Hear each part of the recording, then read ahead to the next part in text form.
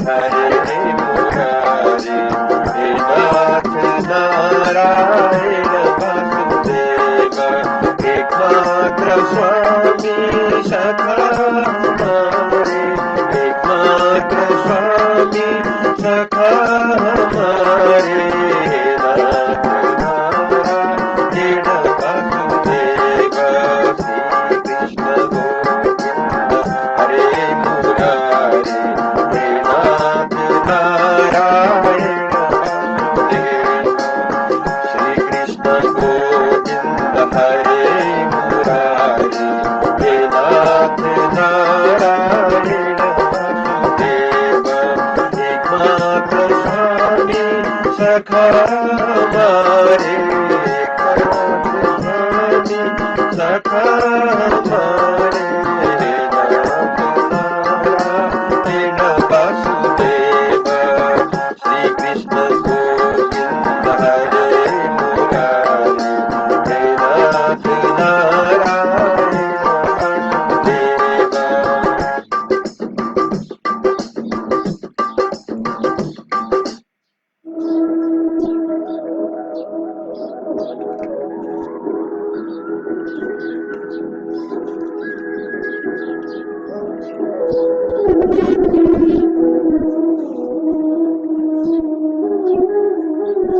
जय श्री कृष्ण। नमस्कार यहाँ सबैलाई। आज म श्रीमद् भागवत छठवां स्कंद को 9वां अध्याय प्रारंभ करने जा रहा हूँ। इसमें मैं गोप के सुर राज ने जब विश्व रूप संहार्यो, हुई कुपित तब मन तुष्टा ने वृत्रासुरै परचार्यो। इसमें वृत्रासुर की उत्पत्ति के विषय में हम आज श्रवण करेंगे। सुखदेव जी बोले, हे भरत, पुरोहित विश्व रूप के 3 सिर थे, एक सोमपान करने का, दूसरा मदिरा पीने का, तीसरा अन्न खाने का। विश्वरूप जब यज्ञ करता था तब अपने अपने पितृकुल संबंध से बड़े समाज कर बड़े समझकर यज्ञ में देवताओं को विनय पूर्वक साकल्य का भाग देता था, और उनकी माता के जो दैत्य की कन्या थी, उसके स्नेह के वश होकर यज्ञ करते समय असुर लोगों को भी छिपकर यज्ञ का भाग दिया करता था। यह उसका अनुचित आचरण एक दिन इंद्र ने देख लिया। तब दैत्यों का भय मानकर क्रोधित होकर इंद्र ने खड्ग से विश्वरूप के 3 सिर काट डाले। विश्वरूप को मारने से जो ब्रह्म हत्या हुई, उसको 1 वर्ष धारण कर इंद्र ने 4 भाग करके पृथ्वी, जल, वृक्ष और स्त्रियों को पृथक पृथक बांट दिया। एक भाग तो पृथ्वी ने लिया। पृथ्वी पर जितनी ऊपर भूमि है, वह सब ब्रह्म हत्या का रूप समझना चाहिए। एक भाग वृक्षों ने लिया, हम कट जाने पर फिर उग आवे ऐसा और लेकर बर लेकर चौथाई पाप वृक्षों ने ग्रहण किया। वृक्षों में से गोद गोद रस निकलता था, वह ब्रह्म हत्या का पाप दिखता है। स्त्रियों ने एक वरदान लिया कि जब तक बालक उत्पन्न हो तब तक मैथुन किया जाए तो भी गर्भ की हानि नहीं हो, और एक गर्भ स्थित होने पर विषय करने पर पुनः द्वितीय गर्भ स्थित न होए। मासिक धर्म से होना ही पाप चिन्ह दिख पड़ता है।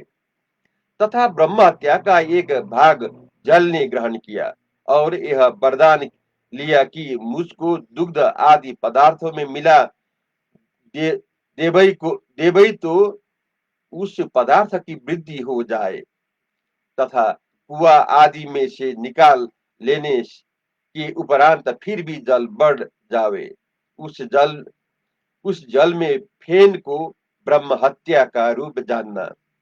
विश्वरूप के मारे जाने के अनंतर उनके पिता तुष्टा ने कोप करके इंद्र को मार डालने के अर्थ है इंद्र शत्रु को शीघ्र मारो, इस अर्थ वाले मंत्र को अग्नि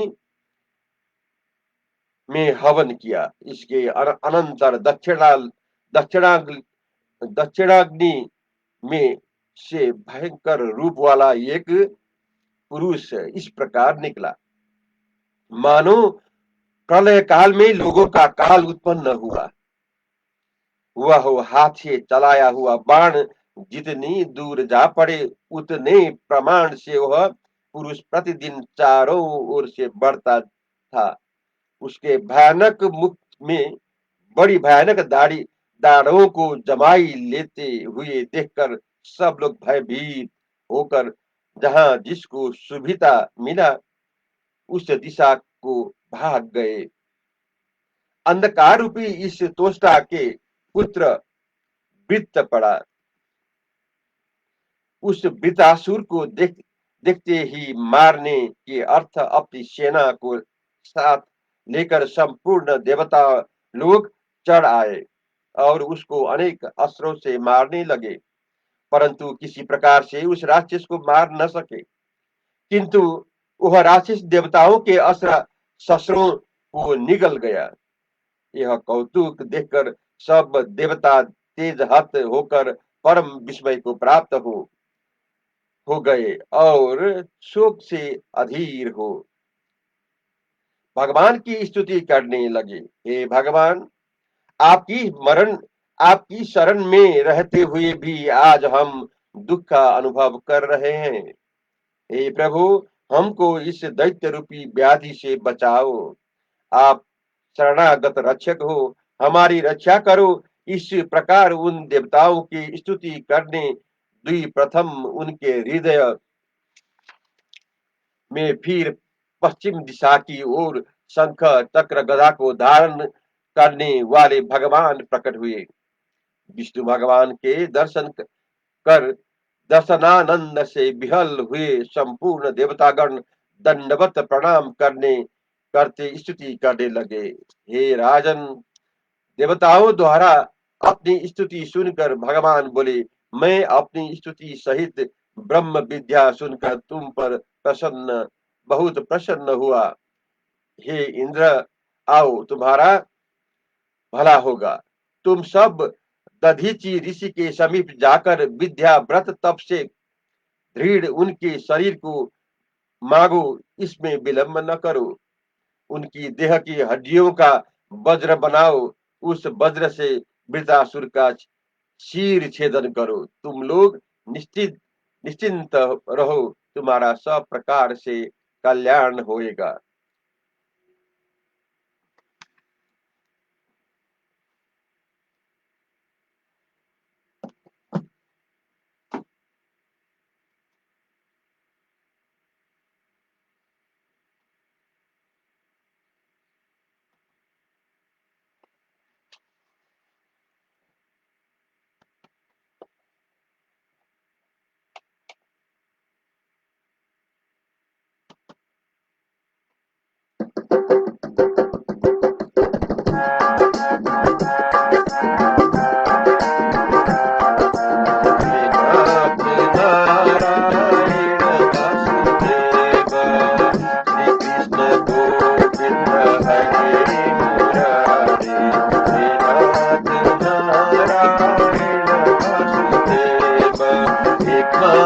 स्वामी सखा